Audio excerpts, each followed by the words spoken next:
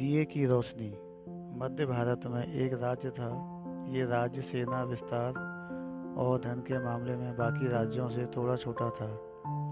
यहाँ का राजा अपनी प्रजा का काफ़ी अच्छे से ध्यान रखता था।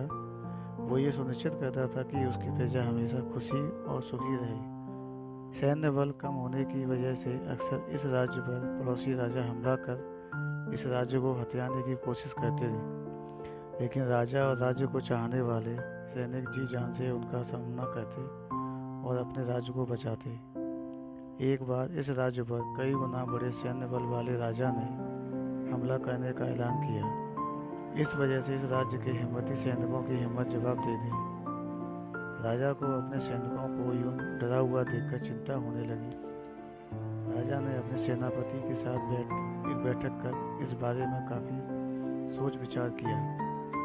राजा ने इस समस्या के लिए सेनापति से उपाय चाहा। राजा ये देखकर दंग और निराश हो गया कि उसकी सेना का सेनापति भी इस घटना से डरकर हार मानने की और आत्मसमर्पण करने की बात कर रहा था।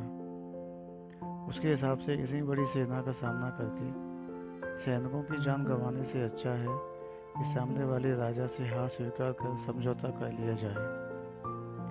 अपने सैनिकों और सेनापति के ऐसे रवैये से निराश राजा अपने सन्यासी गुरु के पास जाता है और सारी परिस्थिति से उन्हें अवगत कराता है।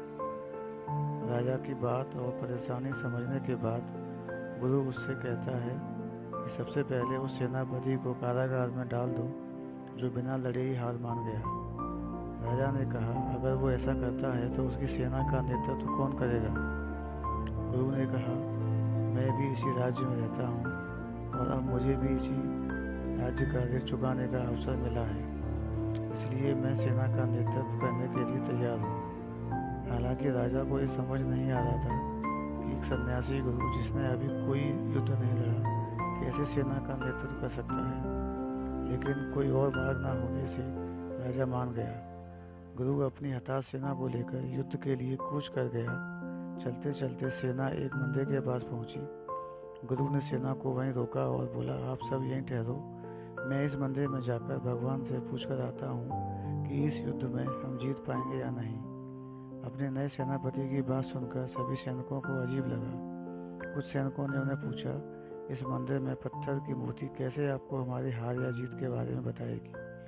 गुरु ने कहा, मैंने सन्यासी जीवन के दौरान तपस्या कर कुछ सिद्धियाँ प्राप्त की हैं, जिनकी मदद से मैं भगवान से बात कर सकता हूँ। इतना कहकर वो मंदिर के अंदर चले गए। कुछ मिनटों बाद जब गुरु लौटा तब सैनिकों ने उनसे पूछा कि भगवान ने उनसे क्या कहा। गुरु ने कहा, भगवान ने कहा है, अगर आपको मंदिर में कोई रोशनी दिखाई दे तो आपकी जीत पक्की। अब सभी सैनिक उसी मंदिर के पास रुककर मंदिर की तरफ देखने लगे, इस आशा में कि उन्हें वहाँ कोई रोशनी दिखाई दे। वे सभी पूरा दिन वहीं बैठे रहे और आखिरकार शाम होते होते उन्हें मंदिर के अंदर एक रोशनी दिखाई दी। सभी सैनिक खुशी से झूम उठे और एक नए आत्मविश्वास के साथ युद्ध के लिए रवाना हुए। ये युद्ध आसान नहीं था, लेकिन सभी सैनिक इतने आत्मविश्वास से भरे हुए थे कि कोई भी हार मानने के लिए तैयार नहीं था।